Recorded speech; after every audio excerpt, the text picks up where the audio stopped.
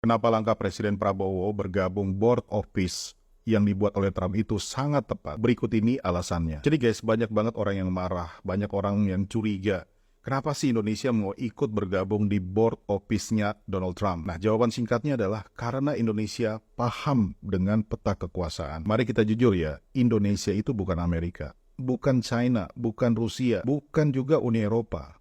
Kalau kamu berpikir Indonesia bisa menekan Israel atau menghentikan perang di Palestina hanya dengan pidato-pidato, demo-demo, kecaman moral, itu bukan geopolitik. Dalam dunia nyata, keputusan itu tidak dibuat di jalanan dengan demo, tapi di meja yang diisi oleh orang-orang kuat. Dan board of peace itu, kamu suka atau tidak, adalah salah satu meja tersebut. Dan board of peace itu isinya adalah orang-orang paling berkuasa di muka bumi. Dan Indonesia bisa duduk satu meja di situ. Nah, sekarang poin pentingnya, Indonesia itu tidak masuk buat tunduk. Indonesia masuk untuk mengamankan kepentingan Indonesia sendiri. Nah, apa kepentingan Indonesia? Satu, Indonesia itu ingin terlibat langsung konkret di Palestina. Bukan sekedar teriak-teriak doang, tapi ada benar-benar di negara itu.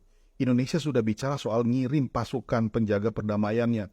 20.000 tentara mau dikirim ke sana. Tim-tim medis, insinyur, untuk membangun kembali infrastruktur pasca perang. Di Palestina itu banyak sekali orang sakit. Banyak orang stres karena selama bertahun-tahun dibom dan semua itu harus dibangun dan mereka harus ditolong. Indonesia harus bisa meyakinkan bahwa dia bisa kirim pasukan ke sana dan itu tidak bisa dilakukan di luar sistem, guys.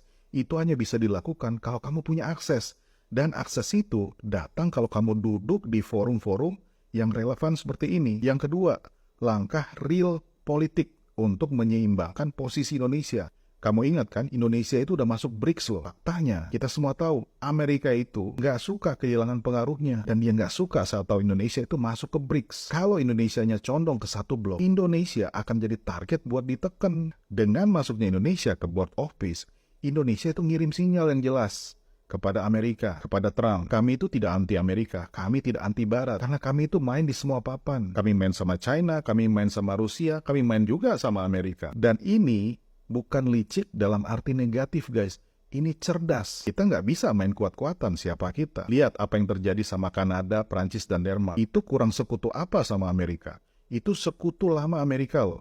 Itu bisa aja ditekan saat kepentingan mereka tuh berbenturan. Indonesia tidak cukup kuat untuk melawan mereka langsung. Maka opsinya cuma dua. Kamu menghindar dan tidak melakukan apa-apa. Atau kamu masuk aja.